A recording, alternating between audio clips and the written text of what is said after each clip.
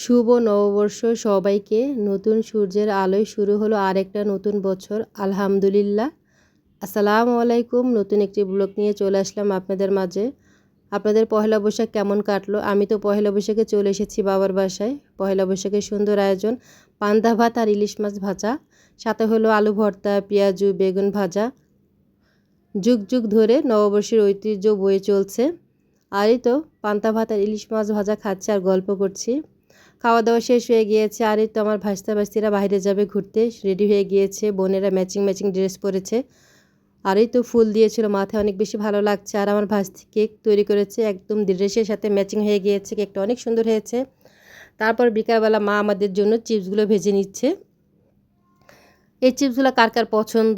আমার তো অনেক বেশি ভালো লাগে। চিপসগুলো কিন্তু অনেক রকমের হয়, ছোট বড়, অনেক ডিজাইনের। মাছ চিপসগুলো ভাজতেছিল আর আমি নিয়ে খাচ্ছি। আর আমার তো অনেক বেশি ভালো লাগছে, গল্প করছি মার সাথে। সুন্দর একটা সময় কাটাচ্ছি পয়লা বৈশাখে। এই তো মা কিন্তু চিপসগুলো ভাজা হয়ে গিয়েছে। আর চাপটি তৈরি করবে, সেজন্য চালের ব্যাটারটা রেডি করে রেখে দিয়েছে। কার কার চাপটি পছন্দ? আমার তো অনেক বেশি ভালো লাগে চাপটি খেতে। চিপসগুলো ভাজা হওয়ার পর মা কিন্তু বোলের মধ্যে ঢেলে দিয়েছে। আর তারপর দিয়ে দিচ্ছে চিনি। কে চিনি দিয়ে তারপর চিপসগুলো মেখে খান? আমার তো অনেক বেশি ভালো লাগে চিনি দিলে। আর অনেক বেশি কালারফুল চিপসগুলো। এই তো একটু দেখিয়ে দিচ্ছি কতটা ভালো লাগছে। আর গল্প করছি।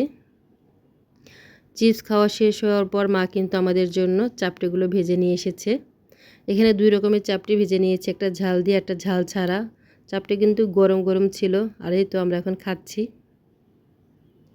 পহেলা বৈশাখের দিন অনেক বেশি গরম পড়েছে। আর এই তো চাপটিটা কিন্তু ঝাল ছাড়া। চাপটি তো খাওয়া শেষ হলো, তারপর হাতে মেহেদি দিয়েছিলাম আর কি। কেমন হয়েছে মেহেদি দেওয়াটা? তারপর চা খাওয়া শুরু। এই তো চায়ের কাপে কিন্তু মুড়ি। কার কার মুড়ি দিয়ে চা খেতে পছন্দ? আমার তো অনেক বেশি ভালো লাগে চা দিয়ে মুড়ি খেতে। মা আমাদের মুড়ি দিয়ে দিচ্ছে চায়ের কাপের মধ্যে, আর আমরা তো গল্প করছি আর মুড়ি দিয়ে চা খাচ্ছি। চা খাওয়া শেষ হওয়ার পর তারপর কিন্তু মেহেদি দিব আর একবার। চা খাওয়া শেষ হয়ে গিয়েছে আমাদের। আমার ফুপুকে মেহেদি দিয়ে দিয়েছিলাম। কেমন হয়েছে ডিজাইনটা? মাকে বলছিলাম মেহেদি দেওয়ার জন্য, মা কিন্তু মেহেদি দিবে না। তারপর কয়েকবার বলার পরেই তো মায়ের হাতে মেহেদি দিয়ে দিচ্ছি। অনেক সুন্দর হয়েছে। সবাইকে অসংখ্য ধন্যবাদ আমার ভিডিওগুলো দেখার জন্য। ভিডিওটা ভালো লাগলে লাইক শেয়ার করতে ভুলবেন না। আর যারা যারা আমার ভিডিওটা নতুন দেখছেন, অবশ্যই লাইক শেয়ার করবেন। নতুন কোনো ভিডিও নিয়ে চলে আসবে আপনাদের মাঝে। সবাই ভালো থাকবেন। আল্লাহ হাফেজ।